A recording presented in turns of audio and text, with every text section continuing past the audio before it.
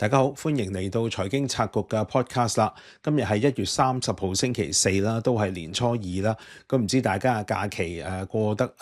愉唔愉快咧？咁相信喺農曆新年，大家都好有過節氣氛。咁過年期間本地財經消息比較淡靜啲，咁但係有單交易咧都想同大家再仔細傾下偈。呢個講緊咧係電訊盈科嘅主席李澤楷咧，以7000萬元嘅作價咧，將佢自己信託基金持有嘅信報啦，係賣翻俾電訊盈科。咁講緊7000萬嘅價錢啦，如果比起06年，即係18年前，李澤楷向林行止夫婦買入嗰個作價咧，當時傳出係大概3億度，咁即係近20年嚟咧，成個信報喺李澤楷手上咧就虧損咗近2億3，減值大概7成半啦。咁就都唔可以話唔少數目㗎，咁似乎呢個都反映緊咧，係傳統媒體咧喺呢10幾20年咧，其實嗰個作價估值咧都係不斷下跌。咁今次7000萬嘅作價咧，當然市場係有啲意外嘅。咁我相信有啲分析就話會唔會係因為係由大股東去出售資產俾上市公司？咁但係我相信上市公司交易都係要公平定價啦。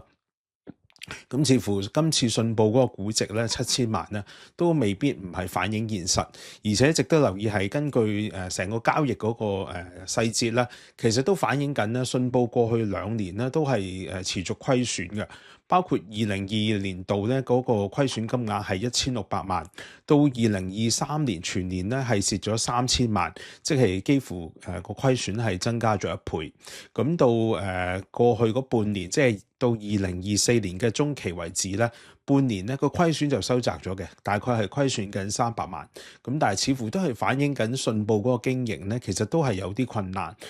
亦都面對緊呢一個蝕錢嘅情況。咁呢個其實喺香港本地，無論係傳統報章媒體，以至係一啲電台、電視台，其實大家都相信嗰個經營咧，其實都唔係太過順利啊，好多都面臨緊一啲財務困難。咁呢個其實由最近幾間上市嘅一啲傳統媒體公布個半年業績啊、全年業績啊，大家都睇到咧，其實嗰個經營咧，的確並唔容易。咁譬如以明報為例啦，佢嘅母公司就係世界華文媒體685啦，咁其實已經連續咗2年虧損噶啦。咁啱啱最新嘅截到9月底嘅中期業績咧，虧損就稍為收窄到192萬。咁另外就係星島啦，亦都係比較大報啦。其實佢更加係連續5年，無論中期同埋全年業績咧，都係出現虧損嘅。咁最新咧係截到舊年嘅6月底嘅半年咧，其實嗰個虧損咧已經係擴大到4600幾萬。咁反而係比較經營得好咧，係東方啦，講緊都仲係有錢賺嘅。咁但係個盈利咧都倒退咗近1成8，最新嗰個半年業績。值得留意係同信報比較嘅係應該係經濟日報啦。咁佢上市嘅時間比較耐一啲。咁我哋睇翻其實過去嗰5年咧，佢個全年業績咧都仍然係賺到錢嘅。咁應該係反映緊咧，作為即係經濟報章咧，經濟日報咧，仍然都係受到一啲訂戶嘅支持啦。講緊佢過去5個年度都仍然全年錄得盈利。咁不過最新咧就係講緊佢截到舊年嘅9月底為止嘅半年業績咧，其實嗰個盈利咧都係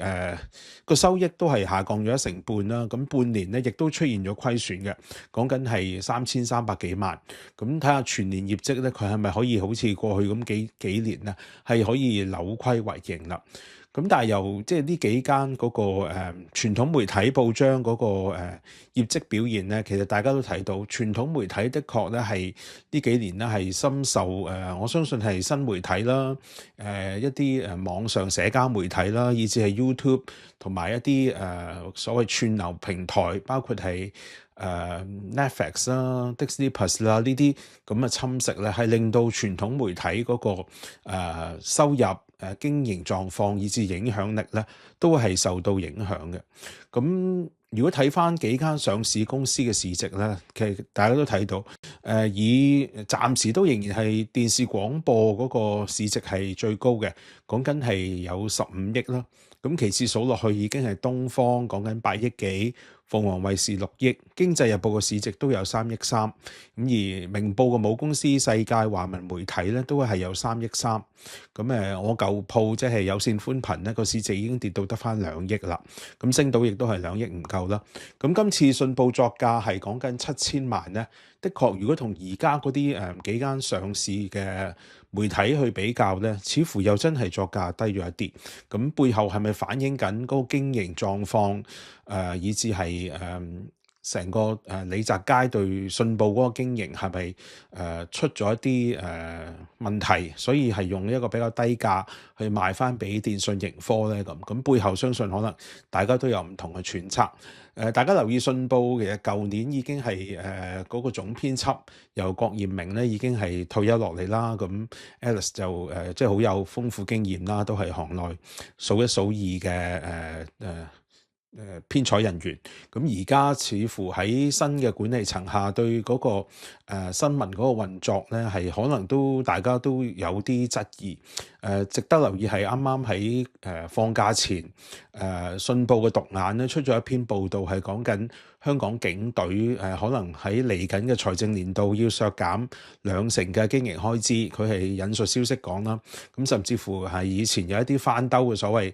退休警係咪繼續係請佢哋咧？咁當時報道係話可能都會終止啦。咁不過喺報道出街之後咧，就警方係向信報發咗個 statement 啦，就話並冇計劃係終止重新聘用一啲已經退休嘅警員。咁信報咧亦都係即刻作出澄清更正報導。咁到底呢個中間誰是誰非？咁外人就好難講啦。咁但係似乎嗰個管理層編採人員即係咁快跪低咧，又的確係比較即係令人少見一啲，係覺得有啲意外。咁但係無論如何啦，就今次嗰個作價7000萬，如果同當年即係講緊近20年前、18年前，李澤楷用3億，其實當年李澤楷用3億買信報咧，都唔係最主要係價錢，而係佢背後嗰個所謂誠意啊。因為林行止當年到底係咪賣信報咧，其實都應該係好大嘅猶豫啦。咁講緊成個交易可能係拖延咗近1年。咁最後李澤楷係做咗好多保證，包括成立信託，以至係喺個交易文件入邊，甚至乎係寫明係會對信報嘅編採獨立自主，唔會作出編採嘅干預。係一個比較少見喺法律文件上咁樣寫，咁樣先打動到咧係林行止夫婦咧係出售信報個股權。咁而家經歷咗18年，近20年，今次佢自己就功成身退啦，就將嗰個賣盤成個係賣咗俾電訊盈科。咁當然電訊盈科嗰個聲明就話希望可以係收購信報之後咧，可以擴大電盈喺出版啊、期刊啊，以至係線上平台嘅一啲業務領域啦。並且通過加強現有嘅新聞頻道內容同優化電訊盈科嘅各類型媒體平台，係擴大廣告同訂戶收入。咁而家大家留意 Now 嘅新聞咧，其實都有信報嘅一啲